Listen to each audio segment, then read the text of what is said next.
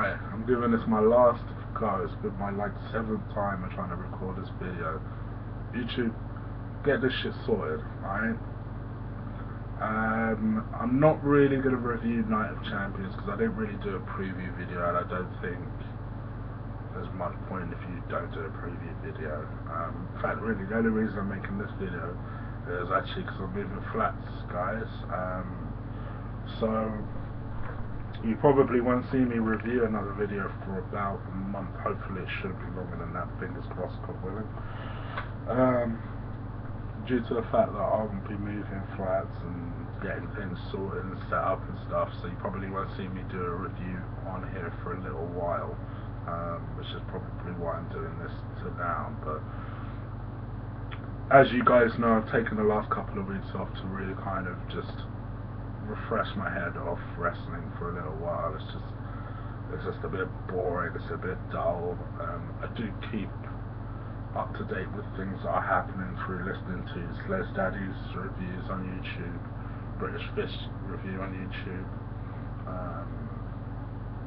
the Lex Man's reviews on YouTube, as well as the Solid Monsters podcast. So I kind of, obviously I pretty much know what's happening.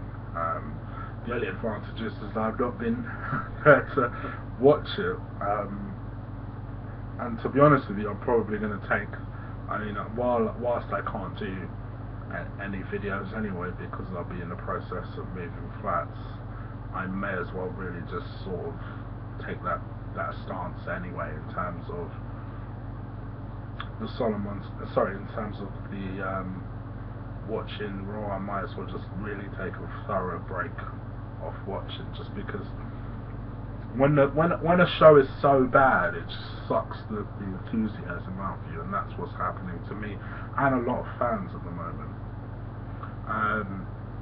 What I am enjoying and what I am like, and what I did, probably the only redeeming factor about this show was the way that they're having to feature Dean Ambrose as a result of Roman Reigns' injury. In the absence of effectively CM Punk, Daniel Bryan and Roman Reigns, Dean Ambrose has been promoted to your interim babyface number 2, and he's getting natural reactions. He's getting genuine natural reactions. I'm not seeing people act this way since Daniel Bryan, and especially the early days of Daniel Bryan. So I mean, it's good stuff. For me, I know people compare Daniel Bryan a lot to Stone Cold, and I can see why, although I wouldn't necessarily go as far as to say it was Stone Cold, but I can see why. I think Dean Ambrose is more closer to your Stone Cold sort of character, not necessarily in terms of the way Stone Cold was, but in more of a modern day type of Stone Cold, in the fact that he's very crazily aggressive, isn't in the mood to take any shit, almost your anti-hero type. And I think that's what got Stone Cold so over, because he wasn't there to really be a hero, be a spokesman for someone.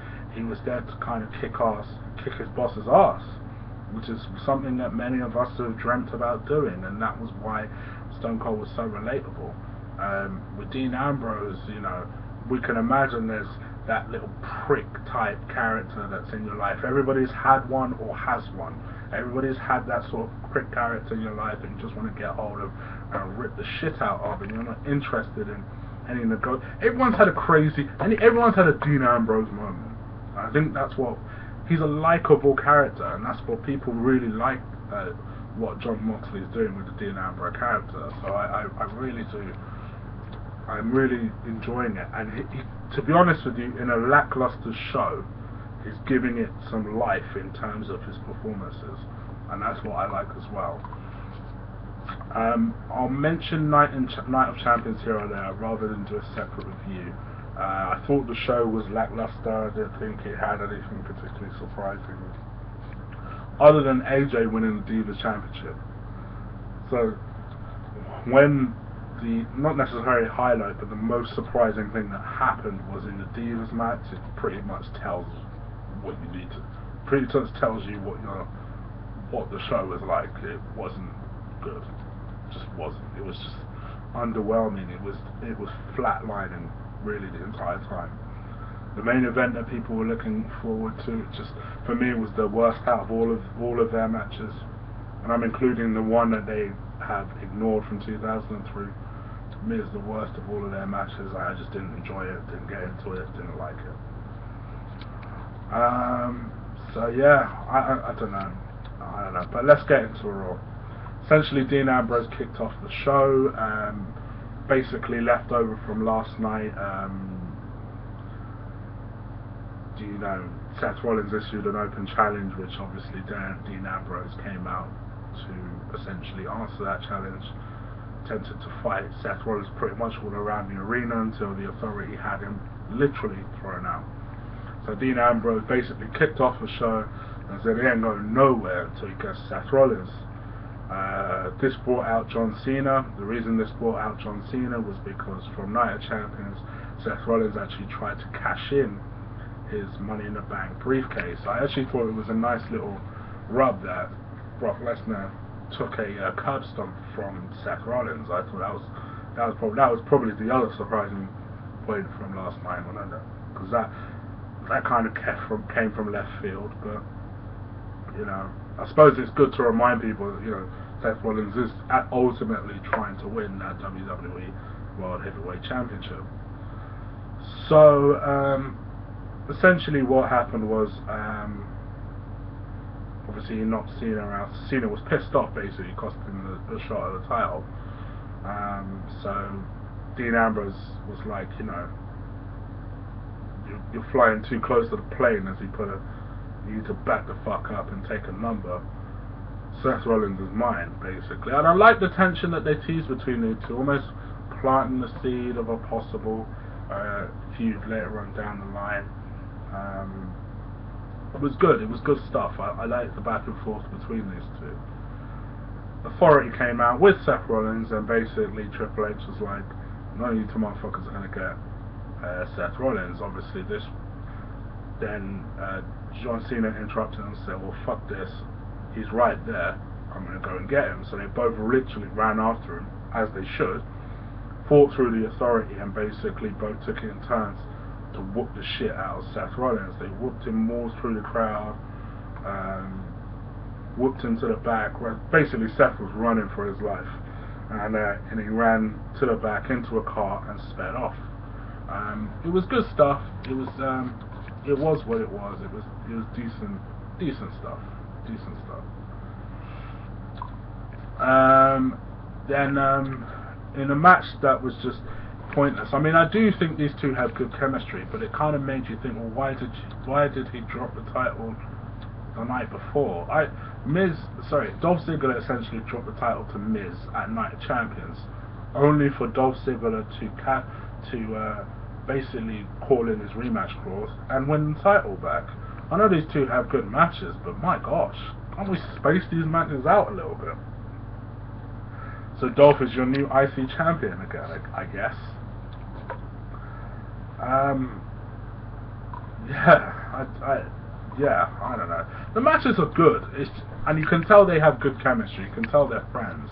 I don't get what they're doing here with these titles, this flip-flop title, constant Vince Russo type booking bullshit. I don't know what the fuck is happening. Bo Dallas and Jack Swagger had a match, which basically Jack Swagger won, made Bo Dallas tap out. We didn't get to see any of these matches at the pay-per-view, which was a shame to me, because this was a decent feud going into it. It was a televised feud going into it. And all these matches happened on either Raw or SmackDown. They basically had a 3-month feud in 3 shows. So I guess the feud is done. I don't know. It seems like they well and truly have given up on Bo Dallas. And as for Jack Swagger, well, it's Jack Swagger, let's be honest. More Total Divas nonsense. Essentially, Total Divas is getting so fake that I stopped watching it halfway through season 2. I just thought, okay, this is a bit too much. So I it's not a show I particularly watch, so I couldn't tell you what the fuck is happening now. But essentially, I guess they're doing a lay summer or summer lay. Is that what they're called now? Basically, Lay Cool versus 2.0. 2.0 with Summer Rae and Layla. Anytime I get to see Layla on my TV, I'm cool with it.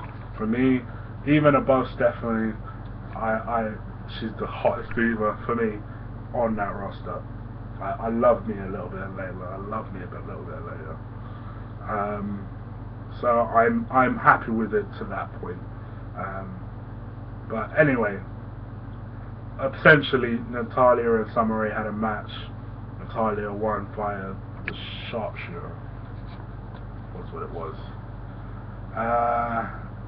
Kane and Dean Ambrose had a match. Can't even remember the fuck one. I think Ambrose won versus disqualification. Oh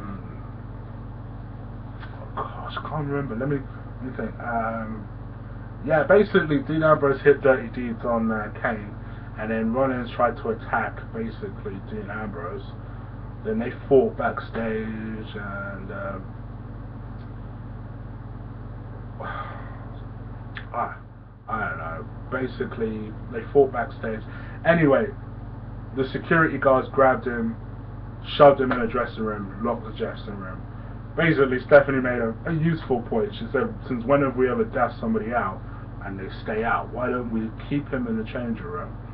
And at least we know where he is at all times. We've got the situation under control there. So Triple H agreed.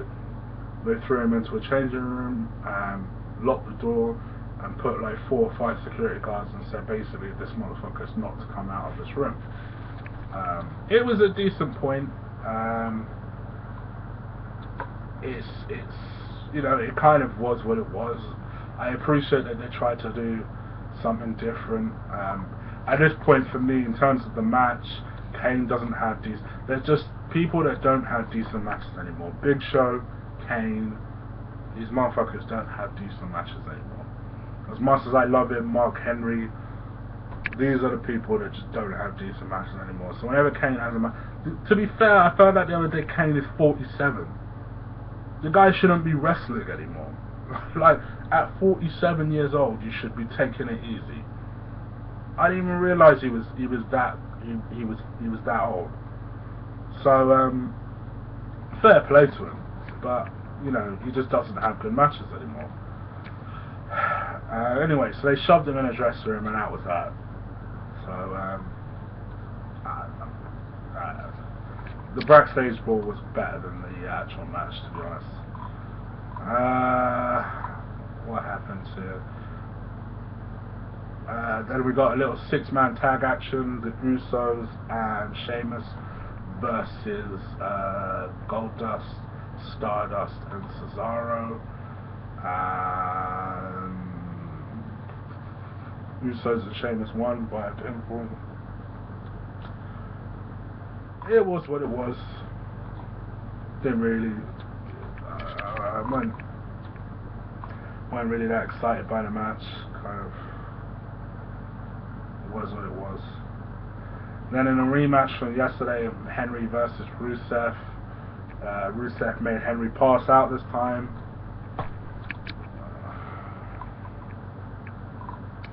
I just didn't like it. I just don't like this feud anymore. I just don't know. Anyone who doesn't know that, it's Zayn in the bunny suit. I don't know what to tell you. But basically, it was the Bunny and Adam Rose versus Titus O'Neil and Heath Slater.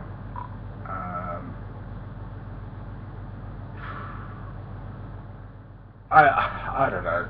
For me, I'm always disappointed whenever I see my man Titus O'Neil being kind of underutilized in this sort of joke-ass feud, because he's someone with so much charisma, and considering WWE is looking for a black person to push, hello, you've got your fucking guy there. At least put the IC strap on him. No one's saying put the world title in him, because heaven forbid a black guy wins a world title. But put the IC strap on him. Do something serious with him. Because the guy can get over as a babyface, because he's over. He's over with the fans. Pisses me off when they underutilize talent, especially black talent. And it pisses me off, not necessarily just because I'm black, but because of the fact that WWE are so desperate to prove that they're not racist, and yet they have opportunities to push their black stars and they refuse. It's just a straight refusal.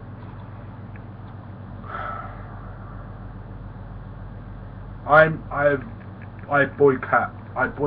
boycotted talking anything about Nikki and Brie Bella until this feud is done. So they did a little something here. I'm not going to comment on it. That's the attitude I'm taking. In the third, I suppose, Divas feud of the night, I guess, after Summer Rae, Natalya, and the two that shall not be mentioned, AJ Lee versus Nikki Bella. Basically, AJ won via the Black Widow. It's as simple as that. Decent match. Was what it was. Paige was there at ringside to watch.